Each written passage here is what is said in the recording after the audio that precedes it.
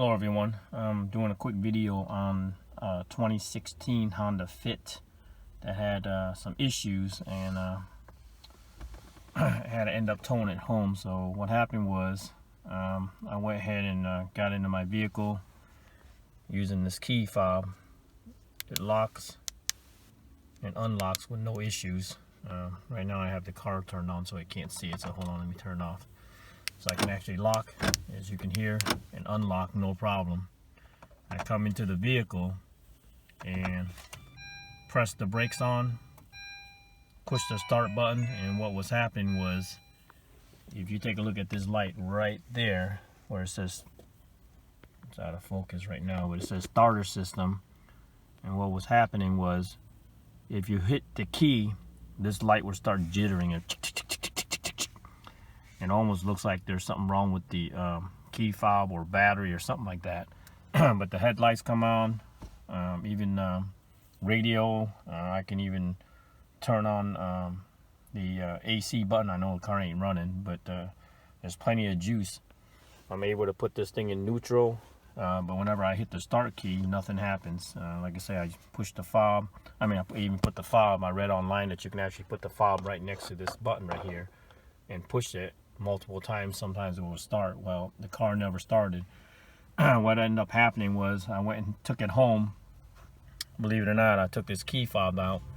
I measured the battery voltage. It's a 2032 battery, pretty standard for most of these fobs. I measured the voltage on it and it was 3.0, so it makes me believe there was nothing wrong with this. So I got another key fob. It's been sitting. I took it out, and before I tested it, I measured the battery on that one, and it was 2.8. Well, anyways, I went out to my vehicle. Sure enough, pressed the brakes down, hit the start button, and the car starts right up. So if that makes any sense, first thing you would think is probably something wrong with this key fob, right? Like I said, it had 3 volts in it. The other one had 2.8, but the other one works. So anyways, I went ahead and took this key fob out, put the other, I went ahead and shut the engine off, took the same key fob that was having an issue, and now all of a sudden it works. It starts every single time.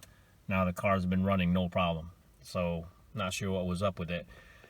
A couple days later, I go to start the car.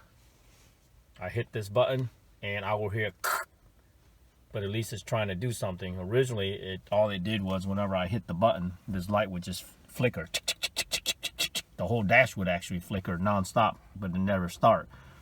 Now, like I said, it's been a couple days, 2 days maybe. I hit the start engine, I hear nothing happens. If I hit it a second time, it will start every single time. And it did that for 2 to 3 days, just randomly, at least once or twice a day. If I'd driven the car 5 times a day, it may do it once or twice. I get in the vehicle. Like I said, I end up putting a new battery in here just to be safe, even though it said 3 volts. Every time I hit it, I hear and the car won't start. I let it go, I hit it again, and it starts every single time, no problem. So I went to my car, opened up the hood. I'm going to post some batteries, pictures of it. I opened up the hood and put a meter on there, and it showed 11.8, which I guess is all right. It's a 12 volt battery, but most batteries, when I measure it and everything's working fine, it will show about 13 volts on there. So I charged it overnight, woke up in the morning, drove the whole day. It seemed to be okay. The very next day, same thing again. I hit it again, it starts every single time.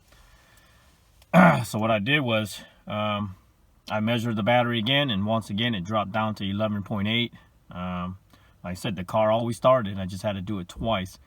I noticed that if you look at the battery, which I'm going to post the pictures a little bit later, there's about maybe 2 inches gap in that container. This is the battery that came with the vehicle, and it's only 330 cranking amps. I don't know. This is only I guess a small engine, 4-cylinder. I guess it doesn't need that much amps to boot up the car. It's got 50-something thousand miles. It is a 2016. So I decided to enlarge, get a bigger battery, but I wasn't sure if it was going to fit. So I think the original battery is called S151. It is a Honda dealer battery. I upgraded it to an SR1 which is also known as a S51R, I believe. I think they're both the same size. I think it's 5" by 9" if I remember measuring it correctly, and the other one is 5" by 7". And I will show pictures of the before and after, and it does fit perfectly. It's been a week now since I put that battery in there. I'm pretty sure the old battery had issue. That was probably the main issue why this problem was caused in the first place. I don't think it was ever this key fob, but like I said, it was very strange because when I came home it didn't start. I used another key fob and it worked fine, and then I ended up using the one that originally had the problem and it worked fine. So it's one of those things where it doesn't make sense, but then again, I'm pretty sure this is actually still the original battery that had the problem in the first place. The new battery, I put it in the other key fob, but with the new battery, it's been about 7 days now and 0 issues. No problem starting, no light flickering. It starts every single time. So I don't know, maybe it was just a weak battery, my guess. Once again, I would recommend upgrading the battery if you have to change it out. I think it's also all over the forums, but people are not sure what size battery because there's not a lot of videos out on a 2016 fit. There's a lot of other fits out there and a lot of other Hondas. So once I put that battery in there, like I said, it's a perfect fit. It's snug. I mean, there's no room to play, but it does fit in the compartment, and it is an SR1, and I believe it's the same as the S51R, they call it. They're both the same size battery. They're 9 by 5, so 9 inches long by 5 inches. I didn't measure the height, but it's exactly the identical height as the old battery. The other thing is, once you get it all up and running, of course, if you don't have your code to unlock the stereo, you're gonna have a problem getting back into the stereo system. If you wait a little bit, I don't know why it takes a little bit of time for it, I guess the computer system or whatever, but once you get it in there, it's basically going to tell you how to reset it. You hold the power button down when you first turn on the car. It takes about maybe 5 seconds, and it will walk you through on how to reset it. There's also a back end, but you got to do it before you replace the battery. I mean, you can also put like a 9-volt battery in the cigarette lighter, keep it from losing its memory. But you can actually get the serial number off of this unit before you replace the battery if you have enough juice, and put the VIN number. There's a website where you can enter the VIN number, put in the serial number of the radio, and it will actually give you an unlock code. In the manual, everybody tells you, look in here, there's serial number here around the inside of here, and like I say, I bought this new.